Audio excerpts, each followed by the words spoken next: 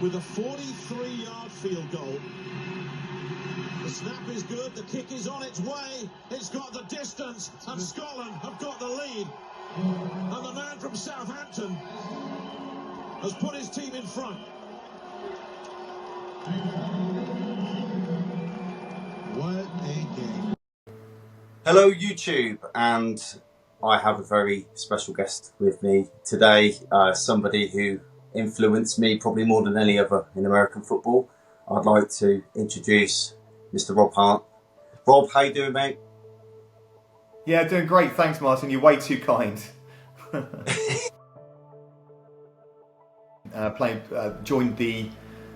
Joined the Eastleigh Devils. No, they were the Eastleigh Royals, and they changed their name to the Eastleigh Devils the year I got there, which was around 1991.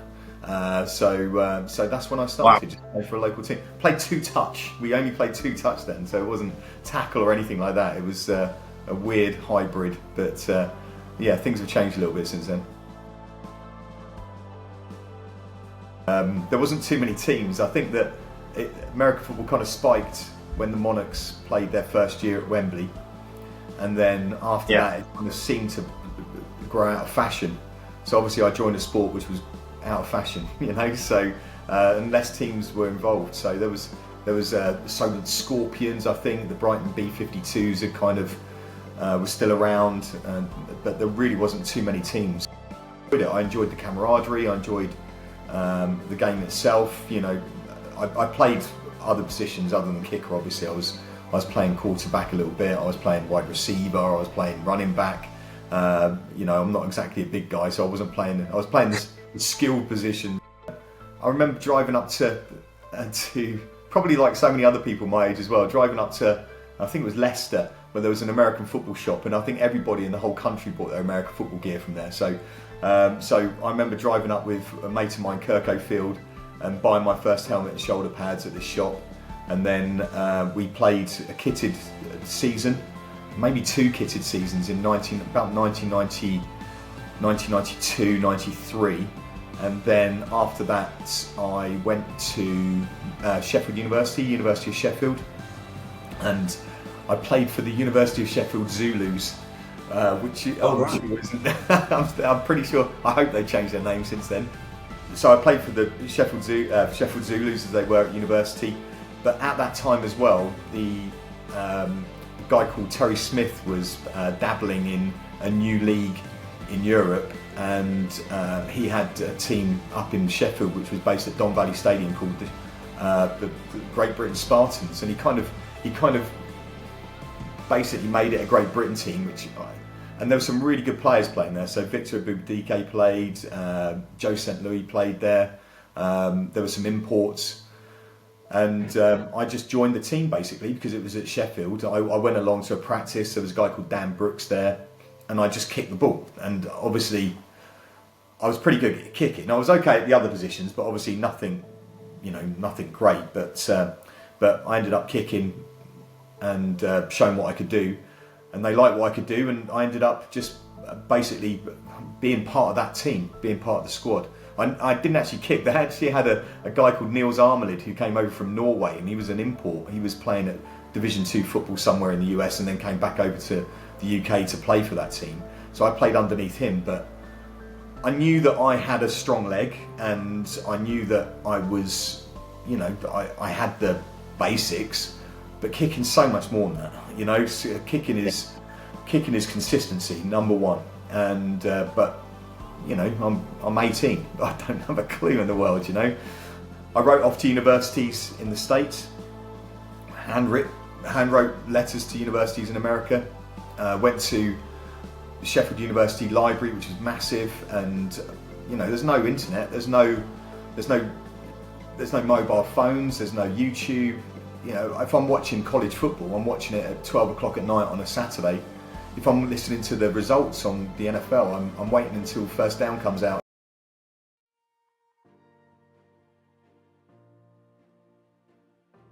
I ended up getting like quite a few replies because I guess I was the only person that was doing it at the time, because there was no pathway.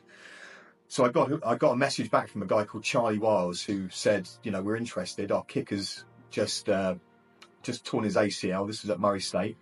And he said, we're interested in you coming over. So I spoke to my university at Sheffield and I said, look, can I take a sabbatical from my degree and then transfer over to the States? So I transferred over.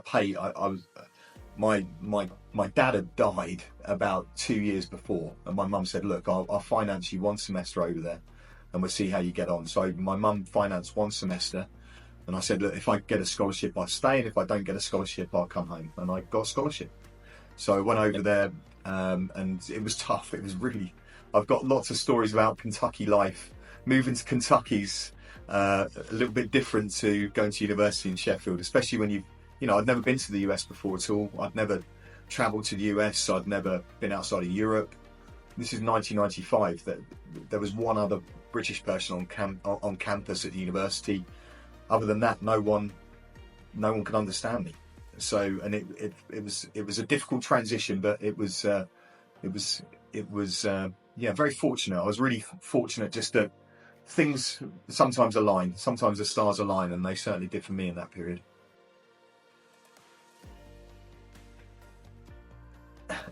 Kicking's a funny game because you could boot the ball 70 yards in a practice, but only get one chance ever to kick, to kick that kind of distance. And in my first year, so I redshirted my first year at Murray. The guy that tore his ACL came back in 1995, and he played that year, and he'd been there for ages. He was a local guy, and he'd been there for 5 years, and so he played that first season in 1995. How I managed to fluke it by getting one of the best teams in the whole of the US, but they're 1AA, so you will know, but I mean other people might not be so aware. You've got your 1A teams, so you've got Florida State, you've got Florida, you've got Michigan, you've got, Nebraska, you've got those teams, and then you've got 1AA, and we were 1AA, but we were one of the best 1AA teams that there was around, so we were ranked nationally, and because of that, you'll get 20,000 people turn up to games, and it was an amazing experience. So my first year, Murray State managed to get a couple of transfers in from Arkansas and a guy from I want to say Clemson. No, it wasn't Clemson. It was South Carolina, and they were immense. And Murray had their best college year ever, so they went unbeaten and then got beaten in the first round of the playoffs. But they went unbeaten, and that hasn't happened since, and may never happen again at Murray State. In 100 years of Murray State, they've never been unbeaten before, so that was the first time they've been unbeaten. Oh wow! Yeah, so it's massive for the town as well, massive for the team and the coaches. So the head coach was a guy called Houston Nutt, which is a real name. But Houston Nutt went on to coach Boise State. He went on to coach Arkansas. He went on to coach Mississippi, and now he does quite a lot of TV stuff for NBC, I think it is. But he was an unbelievable coach. He'd make you want to run for a walk. So anyway, he was the head coach of the team. Like, how lucky am I? I've written letters to random universities, including Murray State, and I've ended up at a college that's one of the best in the country. So I redshirted my first year, and then my second year, they brought someone else in to compete against me because they were worried about how I was going to be. I'd never played in a college game before, So, sure. But I had a great pre-season, and there's no games in pre-season, but I just had a really good pre-season. I did really well, and then I had like the dreamiest dream season that you could ever imagine. So I was voted All-American that year and had a great season. I kicked a 52-yarder. I only had two attempts over 50 yards. One got blocked, and the other one I hit a 52-yarder. But I only had 2 attempts over 50 yards. But distance-wise, I mean, the season afterwards, the longest field goal in Murray State history is 64 yards. But I attempted a 62-yarder, and I could hit them in practice, But it was, it wasn't to be. It wasn't to be, Just not getting those opportunities, during the game. Yeah, absolutely. It's very rare, So, but I just happened to, luckily enough for me, I happened to be on one of the best teams in the country and just be the luckiest man alive, basically. Yeah, excellent. So, after Murray State, what initially happened? What was your goals leaving college, and what were you looking to achieve after playing the college game? So I had 2 years at Murray. So my first year, everything went like you could write a movie about it because it went so well. So I was 22 or 28 for field goals. I was all conference. We won the conference. We won a postseason game. I kicked 5 field goals in one game. We had NFL scouts pretty much every game.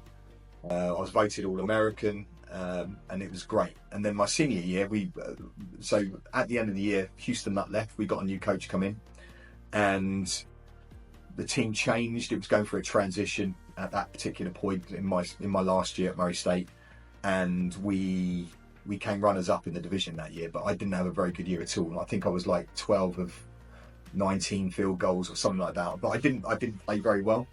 My kickoffs weren't as good. My kickoffs were okay, actually. My kickoffs were probably my key thing. I had loads of touchbacks, but my field goal kicking wasn't very good at all. And so, you want to go pro. You want to try to do the best that you can possibly get to. And I've got people telling me that I've got the ability to go pro. So I had an agent at that particular point who approached me and said, "Look, I want to represent you." A guy called Craig Redd, and he had some contacts in the NFL. But I said, "Look, I can go back to NFL Europe if they want me. NFL Europe's just a great, a great lead for me to go to to the NFL." So I always get asked 2 questions about kicking barefooted. Number 1, does it hurt? Well, no, it doesn't if you get it in the right place. Number 2, why do you kick barefooted? And that answer is Rob Hart.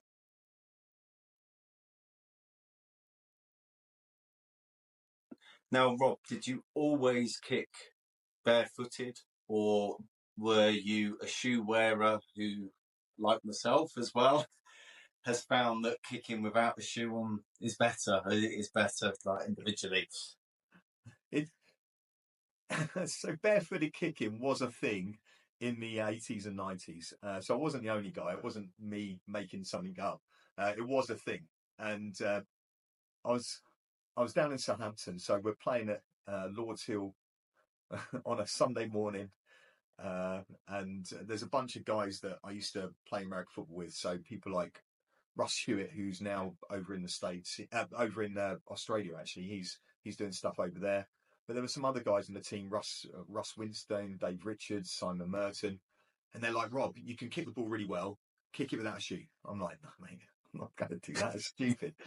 Because you go to the beach and you kick one of those soft rubber plastic balls and you kick it and it like... The float. Yeah. And it hurts your foot. So I'm like, I'm not doing it. And but I gave it a go. And the ball went... And I was like, okay, I'll stick to that. So I kept on doing it and it didn't hurt. So I kept on doing it. And interestingly, so I did it all through my British career up until when I went to the States. And when I went to Murray, I flirted with wearing a shoe again. And the coach was like... The coach is a guy called Mark Hudson, who's had a massive NFL career since we left. He went and coached at Cleveland Browns. He coached at the Raiders. And he said... He was a massive guy. He played... I think he got drafted into the NFL as well. Massive guy. He was a tight end coach, and he knew nothing about kicking, absolutely nothing. But he was basically the most people don't know much about kicking. But anyway, he was in charge of the kickers. He was like, "Rob, you're either kicking with a shoe or you're kicking without a shoe. Choose." So I kicked without a shoe, and that was it. And since then, I never looked back. Never looked back. And well, you've influenced myself. I'm so sorry. I had to do kickoffs today because usually for the balls I normally just punt now. We've got a guy that he's got a monster leg, but he's got a little bit of a groin strain, so I got roped into kickoff duty today, and the first 2 I did were barefooted. Great. And touchback on my first one. Unfortunately, Leicester ran it straight back for a touchdown first play. And then that opened, and that is the only downside I find with barefoot kicking is when it's wet, you've just got no traction at all, and we needed consistency today, so the boot went back on. See, my take on that as well, and you are right. I think that you are at a disadvantage if you're wearing a shoe, obviously for the traction. But most teams don't play on pitches where you have a problem with that. I mean, obviously, if you're going to Buffalo, you might have a problem. And I played in plenty of games that were in snow, and tried kicking in Scotland without a shoe. You know, you're choosing your places. Actually, what it does do is it means that you're approaching the ball slowly, and you're approaching the ball methodically, and you're making sure that everything's the same. So my argument would be as well that actually you just need to slow down, and you need to kick with control. So there's an argument, but you know, Yeah. I think on reflection, yeah, I'll probably suggest other people to kick with a shoe in the future, maybe. But it worked for me. You know, I'm not gonna diss it too much.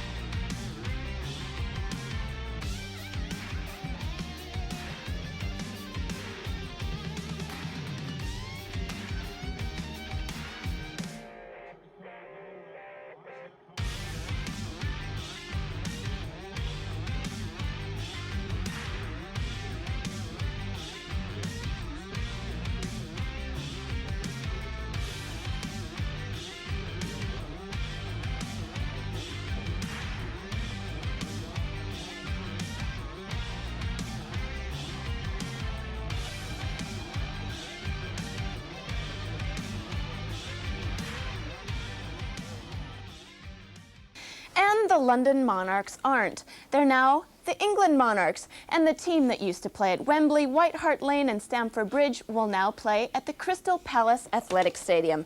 Well, that is apart from the 2 weeks they play in Birmingham and Bristol. Oh, and they now play in red and white, not blue and gold. So the only thing is that potentially you're up against people like Manny Bergsmuller, who's played for the German national team. You're up against people like Clive Allen, Gavin Hastings, these guys who are massive soccer fans, and they're there for not because they can kick. They're there because of what they bring to the organisation.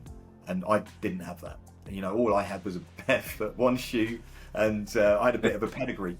And I joined the team. Basically, they decided not to have Clive Allen that year, and the Monarchs went kind of a different route. So they then decided that they were going to be the England Monarchs. They were going to play in Birmingham, Bristol, London. When I watched them initially, and I'm sure a lot of people my age did as well, they watched the Monarchs play in London. The old Wembley Stadium, and in front of 60,000 people, and it was immense. I was playing at Crystal Palace, or Alexandra. I think it was Alexander Stadium in Birmingham. Yeah, it's not far from me. It's about 10 miles away from me. That game we played against the Scottish Claymores that year. There were more Scottish Claymores fans, I think, than there were England Monarchs fans, and it was really disappointing.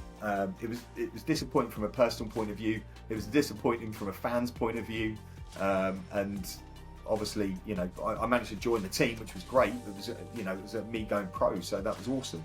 But it was just so disappointing. Why do you think it went so wrong with the Monarchs, Rob? Because if you look at between kind of 1995, 96, 97, you could see a little bit of a steady decline. They were playing at White Hart Lane, Stamford Bridge. And then, as you've mentioned, the rebrand into the England Monarchs. You could kind of see what they were trying to do with it. Yeah. To make it almost like a national team and not a London team. But what are your views on what went wrong with the Monarchs? I think it just was out of fashion at that time. It was fashionable. It wasn't fashionable to be American for a start at that particular point, and it wasn't fashionable. And it was, there was lots of competition with the Premier League. Rugby had just gone professional, so there was lots of competition, and it just didn't have the same attraction that it had in the 80s, late 80s. And I don't even know whether they could have done anything about it. There was no. If you look at the following of American football in Britain, the number of people participating in it in the late 90s, there wasn't anybody. There was so few teams that were playing, and that just goes to reflect, the public's, perception of the sport. And I don't know whether they could have done anything to do it. They did it in Scotland, and they did it in Scotland because there was such a firm base of fans there, and that they were amazing. And they loved it. They loved to be a part of something that was bigger, and they managed to do that it was very much a more. The market wasn't as difficult up there, I think. Look, I'm not a marketing manager or anything like that, but I don't think there was much they could do. I think that, I understand why they tried to make it, as you said, they're trying to open it up to England instead of London. But I think it was just it was dying a death.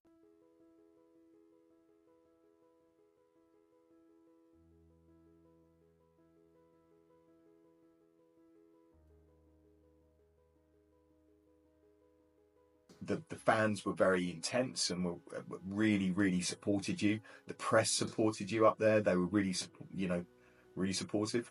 So it was just a really fun place to be, and the team were pretty successful. So my first year, I can't even remember what my stats were, but I did pretty well. So I scored a game winner in the first game that I played for them. I scored another couple of field goals, which were like to keep the games close towards the end. So I did pretty well my first year. There was a guy there called Robert Grant that they got as well, who's one of the best guys in the world that you should definitely speak to. He's an amazing guy, and very influential in my life even now. I still keep in contact with him every day, pretty much every day. But a guy called Robert Grant, and he was there. He was kicking. He was with Celtic previously, and he was learning the trade. And so it was me and him. We were playing against each other, and they were trying to develop the national game. But they brought me back in 2000, and I did well. In 99, I played well. I played okay. I didn't miss too many kicks. It's really difficult. NFL Europe, I think that one of the things that people forget about NFL Europe is how quality the teams were, because these guys were packed full of guys that were basically NFL players. I mean, they were. You've got people like Kurt. Yeah. You've got people who who were all pro in the NFL eventually, but they were young and they were developing, and so the quality of players there was unbelievable. But the snappers and holders were rubbish. No, that's not true. That's not fair. But they were backup snappers and holders. So the holders, maybe put that to one side, but the snappers were definitely backups in the NFL, and it wasn't their main job. And you'd have a guy that in the NFL is going to be snapping that's his job. You're going to guy in college who's going to be his own job. He's on a scholarship, snapping. In NFL Europe, anybody could have done it. Okay, so it was so sometimes it was a little bit, the whole mechanism was a little bit work in progress. So, but still, all the kickers that you have to adapt, and it's part of the process. So anyway, so yeah, they asked me back in 2000, and 2000 I did okay. Towards the end of the season, I didn't do okay. I was struggling a little bit towards the end of the season. I missed a kick against Rhine Fire in one of the last games of the season, which could have won the game, and it didn't. I missed it. It wasn't right at the very end of the game. It wasn't a match winner, but I knew that it was really important. I missed it. It was like from 45 yards out or something. And then, interestingly, they got the ball back, punted it, and our guy ran it back for a touchdown, so it didn't matter in the end. But it was still disappointing from my point of view. But yeah, in 2000 it was okay. I did all right, but in fact, I think I was all league in 2000, but only because of the amount of points I scored. But I kicked off in both years as well, and kicked off and kicked all the field goals for both those 2 years. I was going to ask you, Rob, how did you feel having that national player status and going up against an American who was always kind of kept on to kick the longer field goals or the kickoffs? That only happened really 1 year in my career, and that was when gosh, I can't remember his name. The guy from number one. It was a guy from Kansas City. Oh, Lawrence Tynes. Lawrence Tynes, sorry. Yeah. So that happened in 2003. So Lawrence Tynes, 2002. So Lawrence Tynes came over, and I ended up just being the national kicker, which meant I kicked 32 yards and in. But in 1999, I was the only kicker on the team. 2000, I was the only kicker on the team. 2003, there was another kicker. 2001, there was another kicker on the team. But actually, I did all the kicks, and he kicked off. But I did all the kicks. And the same in 2004 as well. I think the American kicker only had one field goal attempt in 2004. So most of the time I was competing with those kickers. So it wasn't, and it felt, so I wasn't really a national in that respect. I was fortunate enough that I was able to compete against them for time. And the coaches were good enough to give me the opportunity to show what I could do, because that didn't happen when I played for the Monarchs.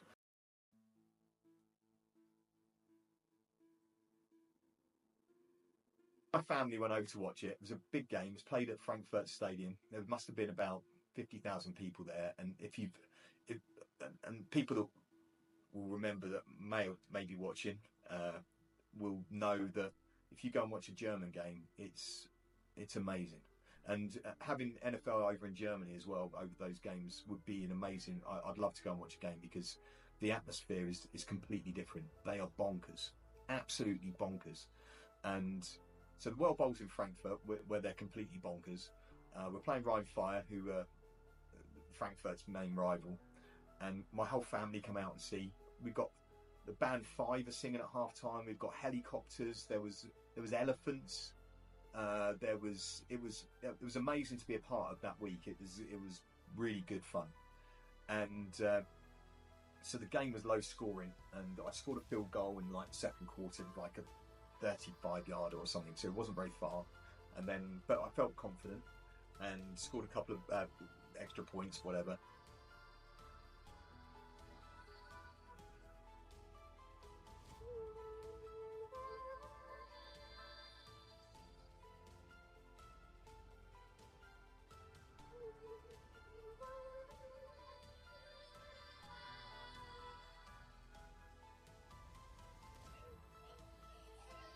Open goal.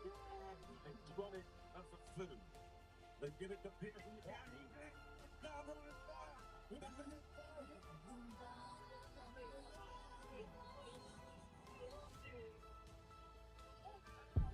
Here he is, being sent.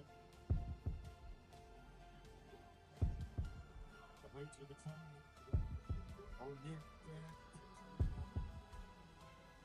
Being sent. And flipping heck, we got the ball down, and it's like a 42-yard field goal from the right hash.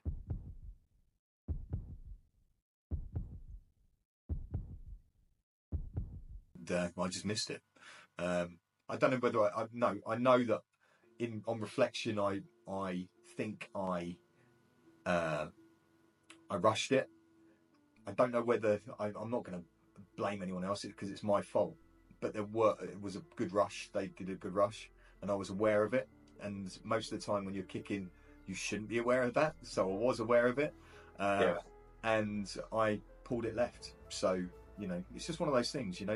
Life's a journey, and there's good things that happen, and there's tough things to deal with sometime. And I was lucky enough that they gave me another chance the year after, because I kind of thought that was it. Oh gosh, what am I going to do?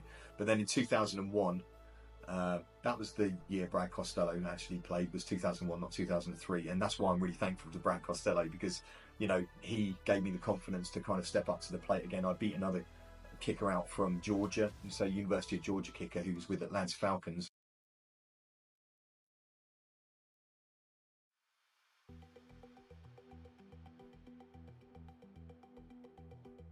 Who would you say was the best kicker that you've faced in NFL Europe? Matt Holmes came along. He was there for a little bit, but he was basically practicing with us. So what had happened is all the kickers would go along to this kicking camp beforehand. So all the kickers would be together and basically hang out for 2 weeks. It was amazing. You'd be amongst probably 30 kickers who were up there from being the next NFL stars, and it was a big group. And sometimes we'd have coaches like we had a guy called Matt Rock who'd coach us, and there was another guy called Doug Blevins who's recently passed away. Actually, Doug used to be in a wheelchair, and he used to coach the Miami Dolphins kicking unit, and Doug was there to coach us as well. So we all used to go in and just hang out, and it was amazing. It was great fun. Danny Kite was a guy who was a kicker in, I think, 99, 98. He was very good. There was a guy called David Akers. He was pretty good. I mean, I never met Anna Vinatieri, but obviously he was good.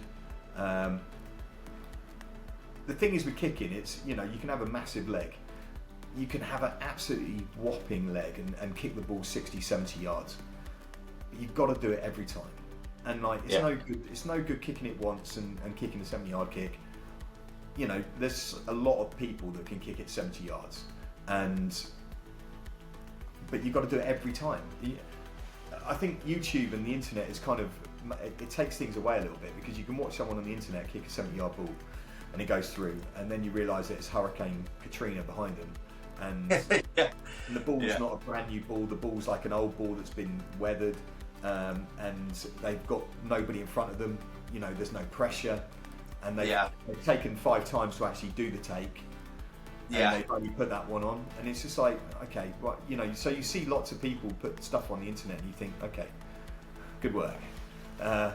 It's going to be the best, though, isn't it? No one's going to put a 10-yard shank on their special style. It would be refreshing, but no, you're right. So there was lots. I was really fortunate. Even the national kickers like Ola Kimron, Ralph Kleinman, Axel Cruz, all really, really good kickers, and it was fortunate to be around them all the time. But the proof's in the pudding for kicking. You can kick out in the field and look good, but the proof is actually doing it on the day. So I mean, the best kickers are going to be the ones that statistically did great, and David Akers probably. I mean, he did fantastic for Philadelphia. Matt Holmes had a massive career, so those guys were. I played with those guys. Sure. All came to NFL Europe as well. Yeah, and who would you say was the best punter as far as consistency and accuracy and for NFL Europe? In NFL Europe, I mean, again, loads of Brian Moorman, Chris Hansen. He played in the NFL in NFL Europe. Both of those two had massive careers. There was a guy called Kevin Stemke. He played for the Claymores. It was interesting playing in Scotland because the weather was so rubbish, and you've got guys that are playing in Barcelona, and the coach in Barcelona was quite. Jack Bickner who came to Scotland, was quite famous for being quite laid back. So you've got guys that are going to Barcelona who are just be on the beach by 2 o'clock in the afternoon. Then you've got guys going to Scotland who are going to be worked hard, and it's going to be snowing, and that's no word of a lie. And the wind goes that direction. And as a kicker, you could see people break because you'd literally be at practice and you could kick the ball as hard as you want on a kickoff and catch it yourself because the wind could bring it back. And we used to practice at the top of a hill in a place called Steps, and it was brutal. And if coaches say, right, okay, we're going to do kickoff, great, we're going to do kickoff. It's blowing a gale, right? We're going to kick into the wind, and you're just thinking, oh my gosh, I'm just going to be kicking it. It's going to come down at the 20-yard line, and it's just going to look rubbish. And and you've got these guys in Barcelona that are basking in the sun, and they're on the beach. They haven't even been practicing kickoff. So, but there was one guy. There were two guys actually. A guy called John Ballantyne, who was an Australian punter, who was amazing. He could punt the ball massively, but he never really got. He went to Denver, but never really got a shot. But the same year, there was a guy called Chris Dolan, and holy moly, we used to call him Swollen Dolan because he used to work out a lot, and he was massive. He was from like Texas. He was from Texas, so but he was from a really small school in Texas, and he could just boom the ball bigger than anybody else. But he never made it. He never made it. I think he went back to just like breaking wood in Texas afterwards. He just got married, and he just got married, and his love for the game had just dwindled. Kevin Stemke was great. There was another guy called Brad Costello who was with me in 2003, and Brad Costello was amazing. He was a really good holder, and I had a really good year in 2003. I think I was 16 for 19 on field goals, and I was the only kicker. And I had a really good year. I tied the league's most kicks in a row that year, but a lot of it I put to Brad because he told me what's what. When you have a coach, you need someone to tell you not stuff you want to hear. You want to get a coach that tells you what is right and what's wrong. You don't want to hear what you want to hear, if that makes any sense. Yeah. You want someone to coach you properly, whether you like it or not. And Brad, as a punter, he was very experienced, and he played for New England the year before, and he'd actually played for New England as well. And he told me what was what, and I really appreciated what he did for me in that year, actually.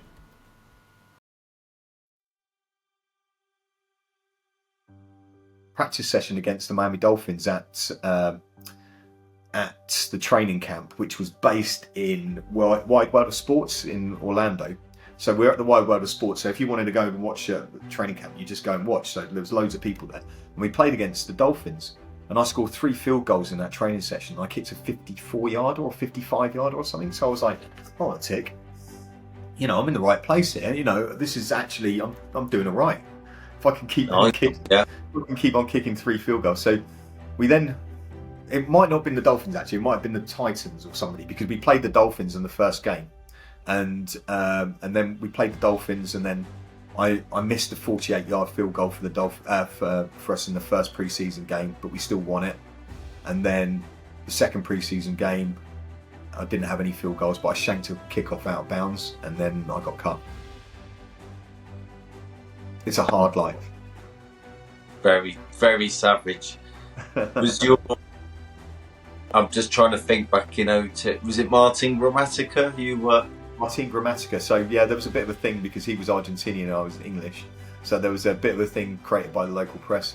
He didn't have a particularly strong leg. He was accurate, obviously, very passionate, and he'd been there for a long time. So it was the chance of me beating him out was 0. But the thing is if he'd have got injured or something like that, which always can happen, then I was always there. Ola Kimron, he played for the Redskins as they were back in the day, and he went to a training camp in 2004, and their kicker got injured, and he got an opportunity to kick for the Redskins. And so you just have to be in the right place at the right time. And I think that retrospectively, my professional career with the Claymores and with the whoever I played with, I look back at it and think, actually, I missed some opportunities there. I took a lot of opportunities when I was at college just because of what I did when I was there. I was really fortunate. So I I can't look back at my entire footballing career and say how unlucky I was. I wasn't unlucky. I was really fortunate. I was in good positions at right times and all of that stuff. But I think that I missed a few opportunities that I could have taken on my pro career. But look, I hung around for 7 years. I stayed in hotels. I met so many amazing people. I met my wife in Miami. She was working at the team hotel there. So I've got 4 kids now, and yeah, it's awesome. So, what a story to tell, though.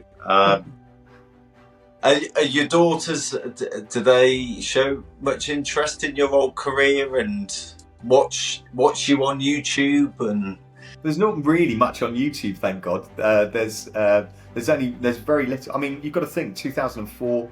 What, there was no YouTube, there was no Facebook, the internet was just starting up, really. I think when I was with the Tampa Bay Buccaneers in 2002, I think they started their website in 2002. It's like, we're talking like it was pretty much in its infancy. You were still writing letters, you were still mobile phones, but certainly not Apple, no iPhones or anything. Nokia 3210, wasn't it, with Snake? You're playing Snake, aren't you? So, you're playing, yeah. You're not going on the interweb, are you? So, So no, there's not very much on YouTube, which is great. But they see some of it. One of them, I've taken them to the London Games, which has been great. So I've got 4 daughters. There's Annabelle, who's 16. I've got Lizzie, who's 14. Connie, who's coming up to 13, and Erin, who's basically 11 in a couple of weeks' time. So Erin's a big football player, so she likes football, which is great. I enjoy, going to football games and watching her play, which is a great pleasure. But the others, they kind of dip in and out with their interest a little bit. I'm not cool, that's for sure. What happened with Tampa Bay? Obviously, you went back to the Claymores in 2003. Yep. I'm just trying to think off the top of my head, Bob. The first game, was that the absolute hammering of the Berlin Thunder? Yeah, it was. That's right. It was. Like we massively we were awesome that year. So the team that we had in 2000. I think you're thinking 2004, actually. I think it was 2004. We had 2003. It was 2003. We had, because it was at the World Bowl was played at Hampden that year. Was that right? Was that right? Is it 2003? Yeah, I'm sure it was. Yeah. So it was played at Hampden that year. Craig, wasn't it? Who was the QB? Craig Nall was the QB, who was amazing, and we had an amazing team that year. And we started off great. And we dipped massively in the middle, and then we finished really good, and we never made the Super Bowl. And it was really the Super Bowl, the World Bowl. So that was really disappointing, I think. And then the year after, we just didn't do very well. And then they shut the team down in 2004. I went to Miami in 2003, so I spent pre-season with them, and I spent pre-season with the New Orleans Saints in 2004, who asked me back again in 2005 as well, but I didn't go back because I didn't have. So.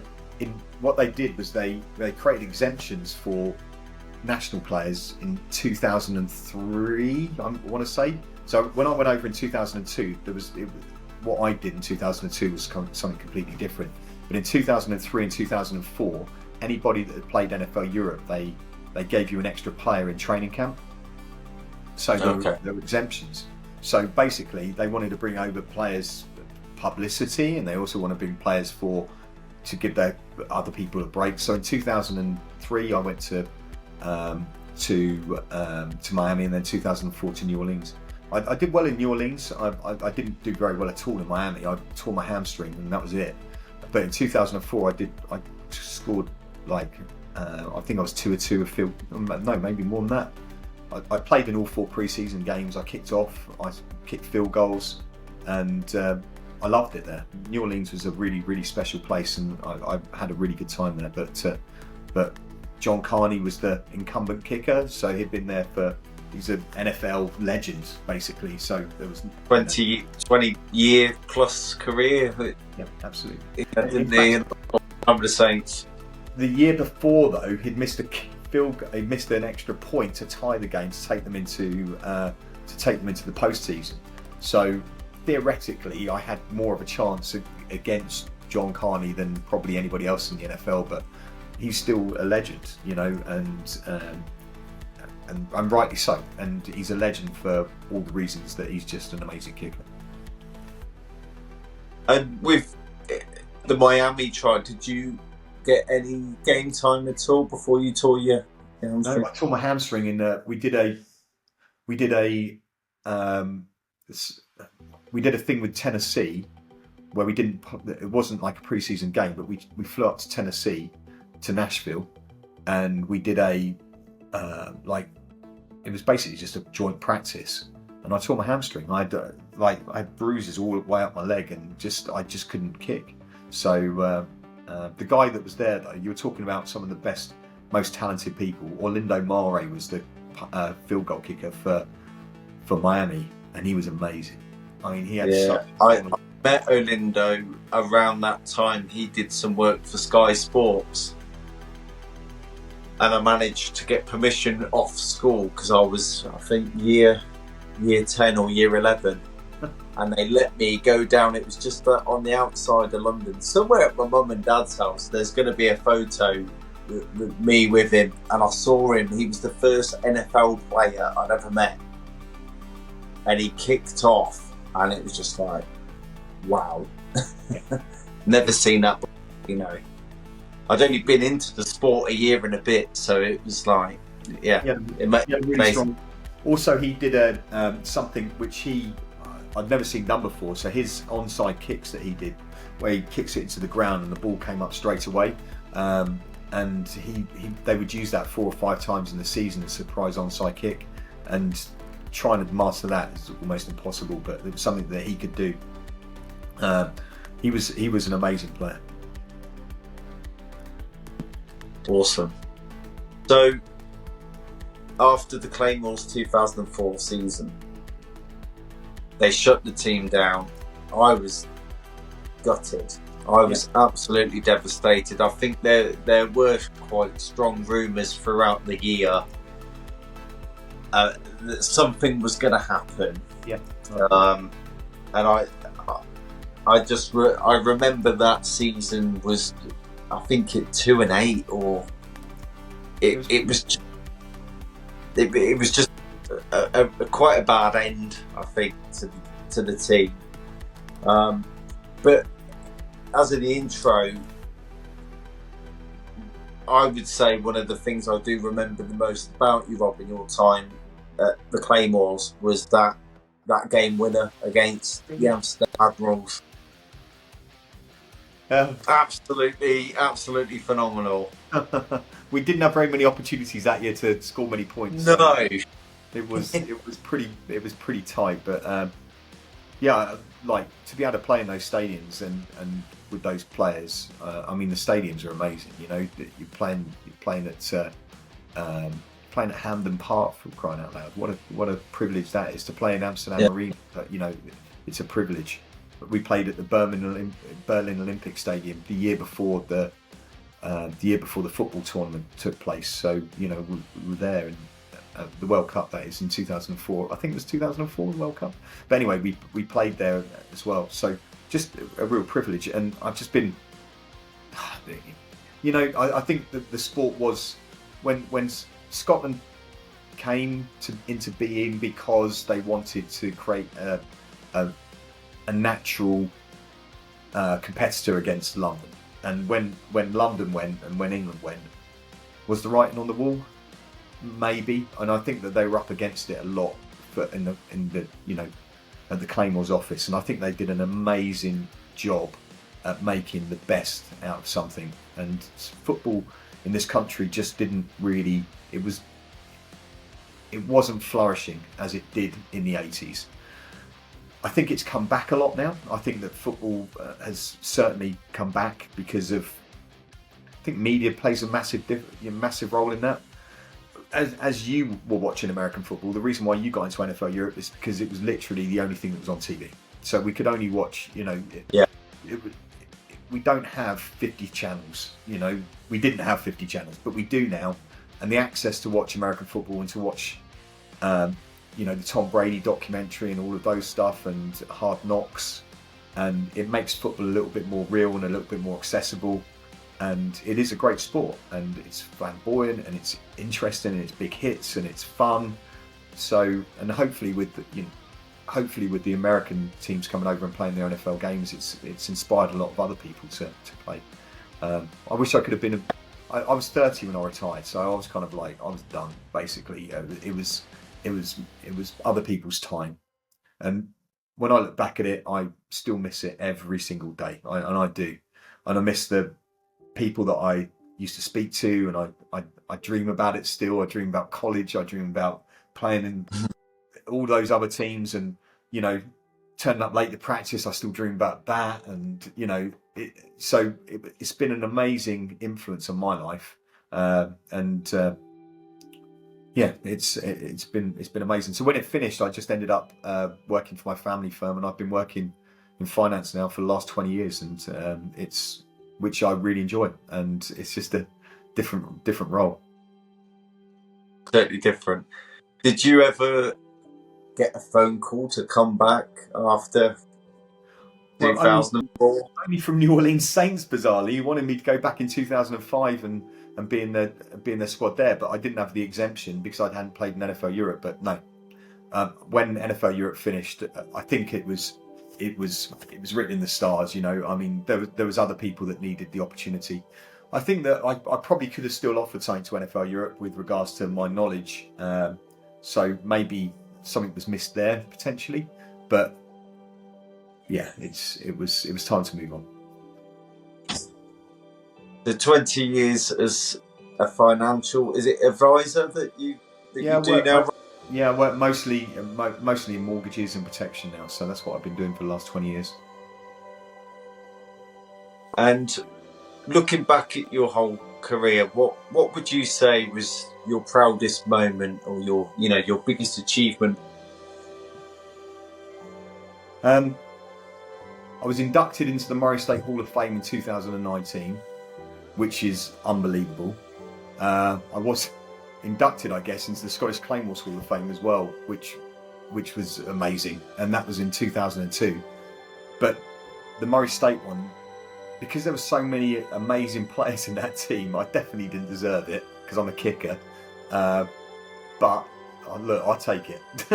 I'll take it every time. But the guys on the team were so good. We had probably about 7 players that played in the NFL after that season, and they were very, very talented. And to be able to go from this country to Murray and then to perform, I kicked a game-winning kick against Eastern Kentucky to win the championship that year in the snow, and that game-winning kick is something that I take to the grave basically, because it was an amazing achievement to be able to contribute that. You know, you look back, it could have been a World Bowl moment. It could have been a World Bowl moment. Yeah. I could have missed it, but the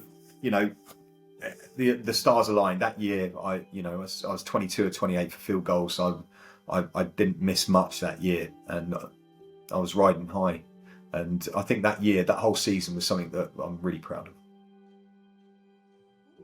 We'll have to get footage of that if it's on YouTube or somewhere. I'm just thinking of you barefoot kicking in the snow. Yeah, it was pretty bad. The snow was going, so it was freezing. I was wearing every bit of clothing I had apart from a shoe. It was ridiculous.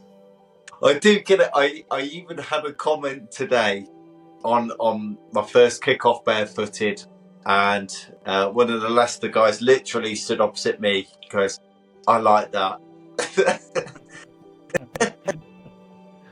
Oh, you're a brave man for doing it. Well done. Still, you're flying the flag. Flying the barefoot flag, yeah. And I do get asked, Martin, that you don't punt barefooted. I'm like, no. Just no. It's a different part of the foot, so it's a different part of the foot that you're kicking with, and if you kick it consistently with the bare foot when you're kicking, it's okay. There's no not sore. You know, you just got to make sure you kick it with the right part of your foot. Definitely. Is there any kind of mentions or shout outs you want to do to your old Britball teams growing up, or who you played with? Idiots. No. No, they are actually. Yeah, I mean, like the first team was so influential on me, playing American football. People like Ray Lewis, the quarterback there, and like great friends. Just basically said earlier, Simon Merton, Russell Winston, Dave Richards, guys that aren't involved anymore. Riley Coots, Kirk O'Field. Kirk O'Field's dad had a massive influence on my career as well. He kind of kept me interested in playing American football growing up, and I remember going around Kirk's house and watching the first London Monarchs game against Frankfurt Galaxy. And I remember Nick Halling, who I did stuff with later on with Sky Sports. He was the commentator, and it was amazing. I mean, that first year for the London Monarchs was amazing. So those guys, and I still keep in contact with them all the time. Every day basically. Yeah, they're great guys. No, they're not. They're idiots, really. But you said give someone a shout out, so that's about it. But yeah, I'm really fortunate to have lots of good people around. And what do you think? Because we've spoke about this before, Rob, and we're very much of the same opinion. We're a nation of essentially kickers. Yep. But it seems to be a real missed opportunity. What do you think should kind of be the plan going forward? Because you got to America. I tried to go to America for South Carolina, but I couldn't afford the walk-on fees. The world's a lot smaller now. There's good potential in this country, but what do you think going forward is the way? So, been thinking about this for quite a long time, and you're right, it is a missed opportunity. And you watch the NFL Academy, and you see the effort and the success of quite a few players there going from the NFL Academy over to the US. But the pathway just seems so much easier to send over kickers because they can kick, and Australian rules football does that.